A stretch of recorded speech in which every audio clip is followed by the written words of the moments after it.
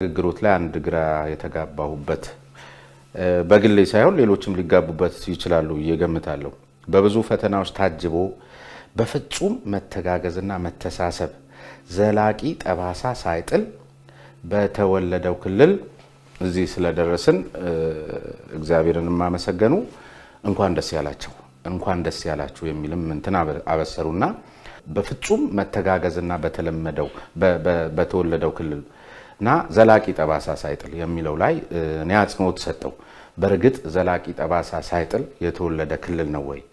ከዚህ በፊት የነበረው ትሬንድ የሚያሳየን እኔ ያልኩት ጥያቄ ካልተመለሰ ገደል ግቡ ብሎ ሰው ይሞታል፣ ንብረት ይወድማል፣ ይፈናቀላል። ይሄን አይተናል። መሰረተ ልማት ይወድማል፣ መንገድ፣ ቤቶች ሁሉ ይወድሙ ነበር። ይሄን አጀንዳ ግን ስንጀምር የሰው ብስለት በፍጹም መተጋገዝ ያልኩት ይሄን ሐሳብ እኛ ተጨማሪ የልማት ትሩፋቶችን እንፈልጋለን እንጂ ያለችን አናፈርስ፣ ማናቃጥል፣ ማናወድም። ስለዚህ ሐሳብ በላይነት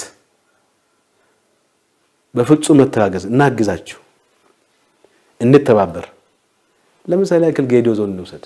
ደቡብ ኢትዮጵያ ክልል የጌዲዮ ዞን እንደ ዞን ከአንድ ላይ ለመደራጀት ከየትኛውም የዞኖች ጋር በቆዳ የሚገናኝ አይደለም ካየኸው ማለት ነው።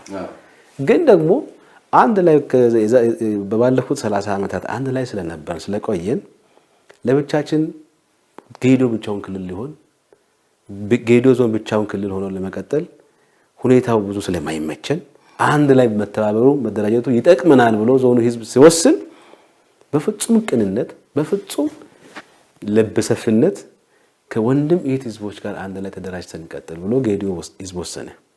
ይሄንን በሪፈረንደም አረጋገጠ። ይሄ በዚህ ሂደት ውስጥ እንግዲህ ውይይት እናደርግ በውይይት ነው፣ በብስለት ነው፣ በሐሳብ በላይነት ነው። እዛ ውስጥም አይሆንም የሚሉ ነበሩ። አይሆንም ብሎ ሲከራከሩ የነበሩት የሚሆነውና ማይሆነውን ሐሳብ በማንሳት መድረክ ላይ እየተነጋገረ በሐሳብ በላይነት ነው አሸናፊ ተሸናፊ። ልክ ግን አይሆንም የሚሉት ልክስ ቢሆኑ ለምሳሌ አሁን አንዱ መሰረታዊ ምክንያት ርቀትም ነው፣ የማዕከል ርቀትም ነው አይደል? በዚህ ለክልሎች መፈጠር አንዱ በመሰረታዊ ምክንያትነት ሲጠቀስ የነበረው።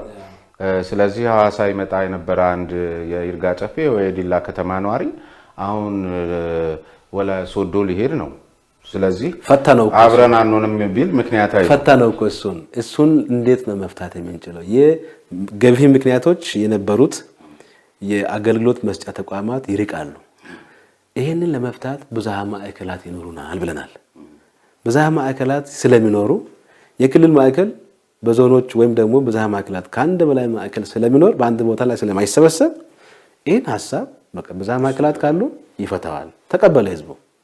ስለዚህ አሁን ሐሳብ ላይ በሐሳብ ከተስማማን ከተግባባን ድንጋይ ማንሳት፣ እሳት ማንሳት፣ ጦር ማንሳት አይሆንም ብሎ ህዝቡ ወሰነ።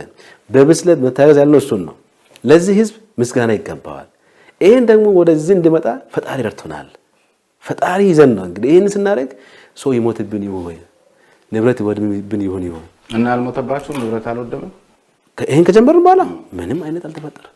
ቀደም ሲል ነው ይሄ ማለት በዞኖች ለየብቻቸው በሚወስኑበት ጊዜ 40 ምንጭ ምናምን ማትሶ የታሰረው የተጎዳው እሱ ቀደም ሲል ነው። እሺ እዚቹ ላይ ግን ብዝሃ ማዕከላት የባሰ ርቀት አይደለም ወይ ፈጠራችሁት? ለምሳሌ አንደኛ በተጠና መንገድ ነው ወይ ይሄ ብዝሃ ማዕከላቱ የተፈጠረው? በብዝሃ ማዕከላት መመለስ ማለት ባጭሩ እንደ ምሳሌ እናንሳ። አንድ ሰው የግብርና ኢንቨስትመንት ማድረግ ፈለገ። ዲላ ይሄዳል ፍቃድ ሊያወጣ ወር ለሆነ ጉዳይ ግብርና ቢሮ እዛ መሰለኝ። ከዛ ኢንቨስትመንት ቢሮ 40 ምንጭ ነው መሰለኝ ይሄዳታል ቦታው እንተውና ሌላ ክላስተር። ከዛ ደግሞ ገቢዎች ደግሞ ወይ የሆነ ወላይታ ሊመጣ ነው ወይ የሆነ ቦታ ሊሄድ ነው፣ ሲመላለስ ሊውል ነው። ስለዚህ ብዝሃ ማዕከላት የሚል ችግርን የሚያራርቁ ችግርን የሚያበሱ ካልሆነ በዚያ ላይ እኮ መሰረተ ልማታችን የሚታወቅ ነው።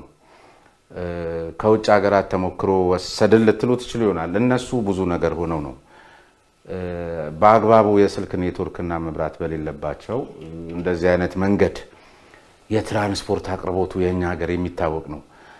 ዛሬም የፈረስ ጋሪ እንደ ልብ የሚጎተትበት መንገዶች ናቸው ያሉት። እንደዚህ እና ባለጉዳዮችን የበለጠ ወደ ማጉላላት የሚሄድ ወይም ደግሞ አሁንም ቢሆን ያቺ ያሏት የዘረኝነትና የጎሳ ጉዳይ ዛሬም አሸናፊ ስለሆነች በብሔርና በጎሳ የማንጠባጠብ ጉዳይ ካልሆነ በስተቀር በእርግጥ እርስዎ እንደሚሉት ፍጹም ቅንነትና መተጋገዝ ቢኖር አንድ ማዕከል ላይ አድርጎ ሰዎች በአንድ መስኮት ጉዳያቸውን ጨርሰው ቢመለሱ የተሻለ ነው። ለምን ወላይታ አይሆንም? ለምን አርባ ምንጭ አይሆንም? ብዝሃ ማዕከላት ልምድ አለ። ዋና የሚፈለገው ማዕከሉ ሳይሆን ማዕከሉ 6 እኛ አሁን 6 ማዕከል ነው ወሰን ነው 6 ማዕከላት ላይ የግድ አንድ ባለ ጉዳይ በስድስቱም ጉዳዩን ለማስፈጸም እንዲዞር ሳይሆን ምንድነው መፍትሄ ማስቀመጥ ያለብን በተጠና ሁኔታ እና አቅማችን እንዴት አድርገን ነው በአንድ ለምሳሌ ያክል ግብርና ቅድም እንዳነሳው ግብርና ቢሮ ዲላ ነው ያለው። ኢንቨስትመንት ወላይታ ሶዶ ነው ያለው። ወላይታ ሶዶ የክልሉ የርዕሰ መስተዳድሩ መቀመጫ ነው። ኢንቨስትመንት ፍቃድ ውሳኔ የሚወሰነው ወላይታ ላይ ነው። አንድ ባለሀብት ኢንቨስት የሚያደርገው መሬት የት ነው ያለው? በዞን በወረዳ በቀበሌ ነው ያለው። እታች ነው ያለው። የዞኖችና የወረዳዎችን አቅም የመገንባት ስራ ነው መስራት ያለብን።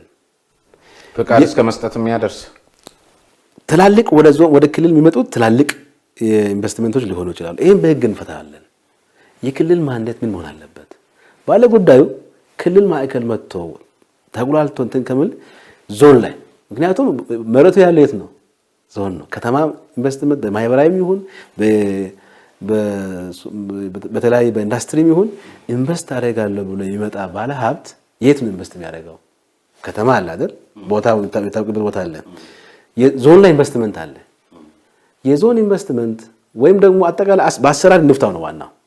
ለአንተ በግልጽ ምን ማስቀመጥልክ 6 ማዕከል ስንፈጥር አንዱ በየአካባቢው ተደራሽ እናድርግ። ክልል ማዕከላት ተደራሽ እናድርግ ስንል አገልግሎቱ የባሰ ችግሩ እንዳይገባ የአሰራር ስርዓት እንዘርጋ።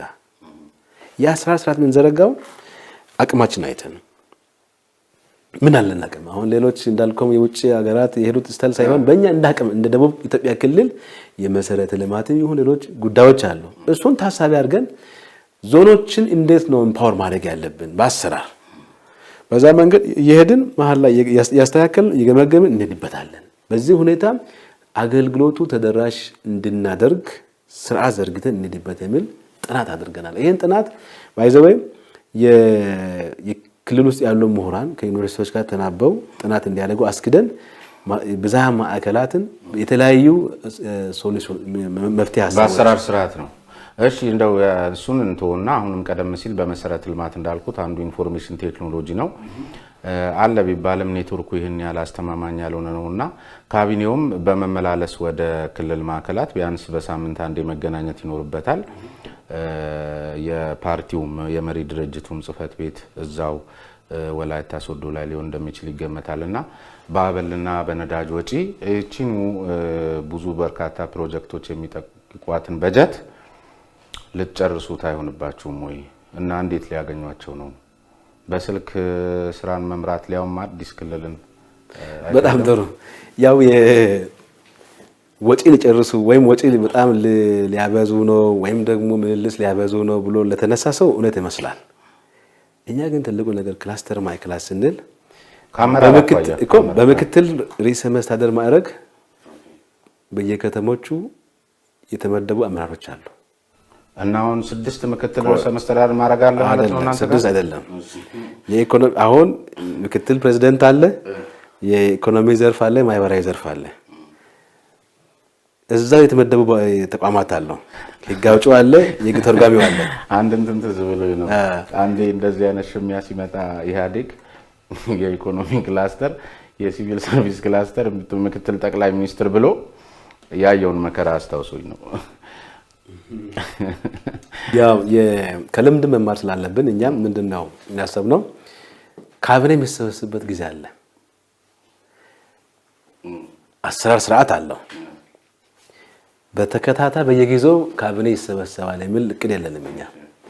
አንዱ የስብሰባ ስርዓታችን ስርዓት ባለው አግባብ ወጪ የቀነሰ፣ ሁለተኛ የግንኙነት አግባባችን ደግሞ ባለን ነገር ላይ የሚጨምር መሆን አለበት። ትልቁ ግባችን የህዝብን ጥቅም ወይም የህዝብን ፍላጎት የህዝብን ጥያቄ ሊመልስ የሚችል ስራ ውስጥ መግባት አለብን ባለች። ይህን ለማድረግ በዋናነት በስድስቱ የክልሉ ማዕከላት ያለን አመራር ብዙ ሳይንቀሳቀስ እዛው እያለ መምራት የሚያስችል ስርዓት እንዘርጋ። እንዳልከው በአካል የምንገናኝበት ጊዜ ይኖራል፣ በስልክ የምንገናኝበት ጊዜ ይኖራል። በስልክም በአካልም ደግሞ ተንቀሳቅሰንም ደግፈን ይሄ ኦልሬዲ የሚታወቅ እኮ ነው። ከዚህ ቀደም አንድ ማዕከል ላይም ሆነው በየቦታው በየጊዜው የተለያዩ ስብሰባዎች ይካሄዳሉ። ዋናው ስብሰባ በመቀነስ ወይም ደግሞ የግንኙነት አግባብ አመራር ለአመራር የሚገናኘውን ነገር በመቀነስ ለህዝብ የሚፈይድ ነገር እንስራ ነው። ይህን በስርዓት ባለው አግባብ ወስነን እንግባ ብለን ነው የብዝሃ ማዕከላት ሊሚቴሽን ወይም ደግሞ እንደ ችግር ሊገጥመን የሚችለው እንደፈለግን ካቢኔ ለመሰብሰብ። አሁን የፖለቲካ ማዕከሉ ሶዶ ነው። ሶዶ ላይ ካቢኔ አስቸኳይ ስብሰባ ይፈልጋለሁ ብሎ ርዕሰ መስተዳድሩ ሁሉንም ካቢኔ ሊያገኝ ይችላል። ሁሉም ካቢኔ ማግኘት የሚችልበት አሰራር እንዘረጋለን። ባሉበት እንዴት እናገኝ፣ ሰብሰብ ብለን ደግሞ እንዴት ነው የምንገናኘው፣ መቼ ጉዳዮች ደግሞ ምንድናቸው፣ አሰራር ስርዓት ቅድም ብያለሁ። ባለ ጉዳይ እናስተናግድበት፣ አመራር ደግሞ የሚገናኝበት የአሰራር ስርዓት ከዘረጋን ቀላል ነው የሚሆነው። ከማህበራዊ ከኢኮኖሚ አኳያ ይህን አዲስ አደረጃጀት ማየት ተገቢ ስለሚሆን ለምሳሌ አሁን መንግስት ሰራተኞች እንዲህ ሊበተኑ ነው። ዝም ብሎ አሁንም ከተጠየቀ አኳያ እናንሳ። ለምሳሌ ደቡብ ኢትዮጵያ ብሔር ብሔረሰቦችና ህዝቦች ክልላዊ መንግስት በነበረበት ሰዓት ላይ እዚህ ጠርቀም ብሎ ተደምሮ የነበረው የመንግስት ሰራተኛ ነው ወደ 4 አይነት አደረጃጀት ሲሄድ ወደ 4 ቦታ የሚከፈለው። ቀደም ባለው አቅምና ክህሎት እንደዚሁ ምግባር እንኳን ህዝቡ የሚረካበት አገልግሎት አግኝቻለሁ ብሎ አስቦ አያውቅም። ወደ ታች ሲወረድ ሊሆን የሚችለውን ማሰብ እዚሁ መንግስት ሰራተኛው ላይ ሲበተን የተሻለ ከተማ ነው ተብሎ የሚታሰበው እዚህ የመሰረተው ለዚህ ለሐዋሳ ከተማ እድገት የየራሱን አስተዋጽኦ ያደረገ አካል የተሻለ ከተማ ነው ተብሎ ይታሰባል። ወደ ታች ሲወርድ በምን ተነሳሽነት ስለምንተዋወቅ በምን ተነሳሽነት ሊሰራ ነው? ሁለተኛ እዚህ አካባቢ እኮ መስርቶት የነበረው ድሩ ቁቡ ክርስትና ልጁ የአይን ልጁ ወዘተርፈ አለው ከሱ ሁሉ ሊነጠል ነው። ልጆቹ የተሻለ ትምህርት ቤት እዚህ አግኝተው ሊማሩ ይችሉ ነበረ። አሁን ያልተሻለ ትምህርት ቤትስ የማግኘቱ እድል እዛ ይኖራቸዋል። ይህንን ጫና ሊሸከም የሚችል ክላስተሮች ናቸው ወይ እነዚህ ከተሞች? እዚህ በነበረው የቴሌኮም፣ የመንገድ፣ የትራንስፖርት ወዘተርፈ የቤት አቅርቦት የቤት ተከራይ እንኳ ቢሆኑ ልክ እነዚህ አሁን የተቋቋሙት ክላስተሮች ይህን መሸከም የሚችል አቅም አላቸው ወይ? ትምህርት ቤቶቹ፣ ጤና ተቋማቱ እዛስ ለነባሩ ህዝብ አሁን ላለው ህዝብ ለወላይታ ሊሆን ይችላል አርባ ምንጭ ማህበረሰብ በአግባቡ አገልግሎት መስጠት የሚችሉ ጤና ተቋማት፣ ትምህርት ለተፈለገው ወይም ለሆነው በሽታ መድኃኒት ማቅረብ የሚችሉ ባለሙያዎች ያሏቸው ተቋማት አሉ ወይ? እንኳን አሁን ተጨምሮባቸው የቤት ሰራተኛው እንደዚሁም ትራንስፖርት ከአመራሩ አኳያም ይህን አሪያ ከመሆን አኳያ አሁን እርስዎ እንደ አንድ መሪ የሚያስቀምጡት አቅጣጫ አለ ወይ? ለምሳሌ እያንዳንዱ አመራር አሁንም ቢሆን በስድስቱም ክላስተርና በአምስቱ ልዩ እንትኖች ላይ በመሪነት ደረጃ ቢያንስ የሚቀመጡ አካላት ልጆቻቸውንና የትዳር አጋራቸውን ሐዋሳና አዲስ አበባ አስቀምጠው የሚመሩ ከሆነ የዚያ ህዝብ ህመም ሊሰማቸው አይችልም፣ ወይም በባለቤትነት ስሜት ሊሰሩ አይችልም ተብሎ ይታሰባልና እንደሱ አይነት ነገር እንዳይሆን ምን ታስቧል? በተለይ ከትምህርት ቤት ጋር ተያይዞ አሁን ክልሉ ተበተነ፣ ሰራተኞች ይሄዳሉ፣ ልጆች አስቀድመው እዛ ተመዝግበዋል፣ እድሉ ካለ ማለት ነው። እንደሱ አይነት ድርምስምስ የሚመስል ወይም እኔ ራሴን እንደ አንድ የመንግስት ሰራተኛው እንጂ ሳስበው በዚህ ደረጃ የሚያሳስቡ ጉዳዮች አሉ። በተለይ በአዲሱ የደቡብ ኢትዮጵያ ክልል ውስጥ በቢሮ ኃላፊነት ደረጃ የተመደቡ አመራሮች አሪያ ከመሆን አኳያ ልጆቻቸውን ቤተሰቦቻቸውን ተሸክመው እዚያው ሄደው መስራት እስካልቻሉ ድረስ የነሱ ልጆች እዛው እስካልተማሩ ድረስ ሌሎች ላይ የሚኖረው የስራ ተነሳሽነት የምናምኑ ጫና ነው ለዚያ ላሉት የአክቲቪስት ምናምን ግባት የሆነ አመራር እንደገና ያ ነገር እንዲፈርስ የሚሆነውና ቀጥ ብሎ ነገሮች እንዲሄዱ መጀመሪያ ከራስ መጀመር አለበት። ይሄን ምስቅልቅል እንዴት ተረዱት ሊፈጥርቦት የሚችል ጫናም ሊኖራል ብዬ አስባለሁ። ቁጥር 1 ያስቀመጥነው የጋራ የሆነ መንግስት ሰራተኛውን እንዴት ምንድነው ማድረግ አለብን ብለን የቅድሚያ እቅድ ወይም ደግሞ የቅድሚያ ተግባር ብለን የመንግስት ሰራተኞችን ቀጣይ ድልደላና ምደባ በብቃት ሊመራ ይገባል ብለን አስቀምጠናል። በብቃት ይመራ ስንል ሰራተኞች እነሱ ፈልገው ፈቅደው ሳይሆን ይሄ ክልል በዚህ መንገድ 4 ቦታ እንዲደራጅ ተገደው ወደዛ ስለተገባ ምንድነው ማድረግ ያለብን? ትልቁ ነገር ያስቀመጥነው ማህበራዊ ቀውስ እንዳይከሰት የቻልነውን እንዳቅማችን የቻልነውን ማድረግ አለብን። ማህበራዊ ቀውስ፣ የኢኮኖሚ ቀውስ፣ ቅድም የምትለው ማህበራዊ ቀውስ ከለመደበት ከኖረበት ከቆየበት ቀየ ነው የሚነሳ። እንኳን ከተማ መቀየር ቀርቶ በአንድ ከተማ ቤት ስንቀይር እንኳን የሚሰማን ነገር እናውቃለን። የሰው ልጅ በተፈጥሮ ከለመደበት አካባቢ ቀየ ሲቀየር ሳይኮሎጂካሊ የሚደርስበትን ነገር እናውቃለን። ይሄን ቀድመን ለይተናል፣ አውቀነዋል። ይሄንን ካወቅን ምንድነው መፍትሄ ሊሆን የሚችለው? እኔ ማስበውና ማቅደው ምጽፈው የሚወስነው እንደ መንግስት ሰራተኛ በተለይ ዝቅተኛ ገቢ ያሉት ሰዎች ሆኜ ነው ማስበው። ህመማቸው፣ ስጋታቸው፣ ችግራቸው በደንብ መረዳት አለብኝ፣ መገንዘብ አለብኝ።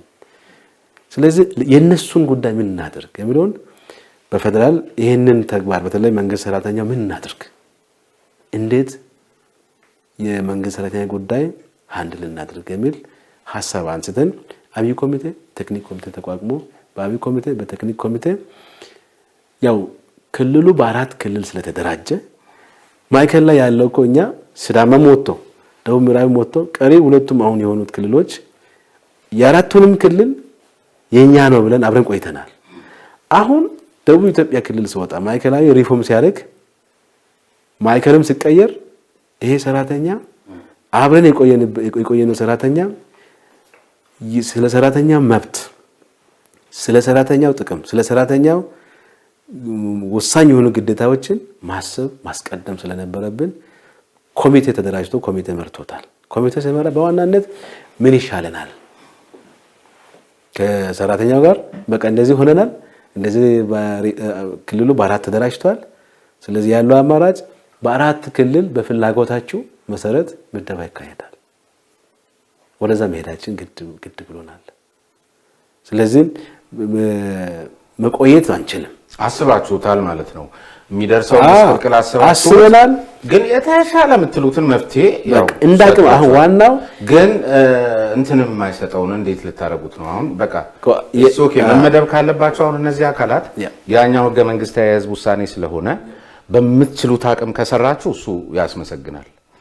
ነገር ግን አሁን እነዚህ በ4ቱ ቦታ ሲመደቡ ያን መቋቋም ቀደም ሲል ያነሳሉ ትምህርት ቤቱ፣ ጤናው ኢቭን አሁን ሲኬድ እኮ እዛኛው ማህበረሰብ ላይ በአግባቡ ውሃ ሳያገኝ የነበረ ከተማ ላይ ሌላ ውሃ የሚፈልግ ህዝብ እኮ ነው የምትደርቡበት። እንደሱ አይነት ቴክኒካል ያሉት ኮሚቴ ዝግጁነቱ አለ ነው። እሱን መጀመሪያ ከሰራተኞቻችን ጋር ቁጭ ብለን መነጋገር፣ በየቢሮ ማወያየት፣ ሐሳቡን ሼር ማድረግ፣ የገጠመን ነገር እንዴት እንፍታ፣ የመፍትሄ አካል ሊሆን ስለዚህ ምን ማድረግ አለብን፣ ምን ማድረግ ሲገባ ምንድነው የቀረው የሚለው ነገር ተወያየን። ከዛ የሚፈልጉትን 4 ምርጫ 1ኛ፣ 2ኛ፣ 3ኛ፣ 4ኛ ሙሉ ብለን ሰጠን። ይሄ ሰራተኛ ደግሞ ለአራቱ ክልል እንዴት ነው የሚከፋፈለው፣ እንዴት ነው የምንከፋፈለው የሚለውን በቀመር ያው ኖርማሊ የሀብትም ስለሆነ በቀመር ተከፋፈልንና ሲዳማ የደረሰው፣ ደቡብ ኢትዮጵያ የደረሰው፣ ማዕከላዊ የደረሰው፣ ደቡብ ምዕራብ የደረሰው ተከፋፈልን በቁጥር። የሚቀበሉ ከተሞች የዞን መዋቅሮች ምን ማድረግ አለባቸው የሚለው ኮሚቴ አቋቋመን። ኮሚቴ አቋቁመን በተለይ መንግስት ሰራተኛ ከዚህ ሲሄድ የሚቀበለው ከተማ መጡብን ሳይሆን መጡልን ወንድም እህት ህዝቦች፣ መንግስት ሰራተኞች፣ የክልል ማዕከል ሰራተኞች እሱ እንኳን ደህና መጣችሁ ብሎ የሚቀበል ማህበረሰብ እንዲኖር ከተማ ላይ ውይይት ይካሄድ ብለን ሰው ተወያይቷል። አሁን በሁሉም ክልል ማዕከላት የክልል ማዕከል የነበሩ ሰራተኞች ክልል ተቋማት እዚህ ስለተመደቡ ይመጡልናል። ስለዚህ በእድር ስለዚህ በተለያዩ ማህበራዊ እንቅስቃሴ ዌልካም ብለን እንቀበላቸው። አንድ ከቤት አቅርቦት ጋር ተያይዞ እንዳልከውም አነሰ በዛም ከለመዱ ከራሳቸው ቤት ነው ወደ አዲስ የሚሄዱት። ለጊዜው ሙሉ ቤተሰብ ሊያነሱ ይችላሉ፣ ላያነሱም ይችላሉ። እሱ የግለሰቦች ውሳኔ ነው የሚሆነው። ላያነሱ የሚችሉበት ምን አቅም አላቸውና ሁለት ቦታ ላይ ቤት አይከራዩ ማለት እሱ የግለሰቦች ውሳኔ ነው። እሱ የግለሰቡ የራሱ ውሳኔ ስለሚሆን ደግሞ አንድ ሌላ ምን ያበረታ አሁን እርሶ የሚነግሩኝ ስለ መንግስት ሰራተኛ ነው፣ ስለ ንግዱ ማህበረሰብ አይደለም መቼም አይደል? ስለ መንግስት ሰራተኛ ነው። የግለሰብ ውሳኔ ሲሉኝ ሎጂካሊ መግባባት ስላለብን አንዱ የመንግስት ሰራተኛ እርግጠኛ ነኝ ማክሲማም ቢበላ 16000 ብር ወር ምናምን እንደው ከፍ ያለው ነው ምሉት።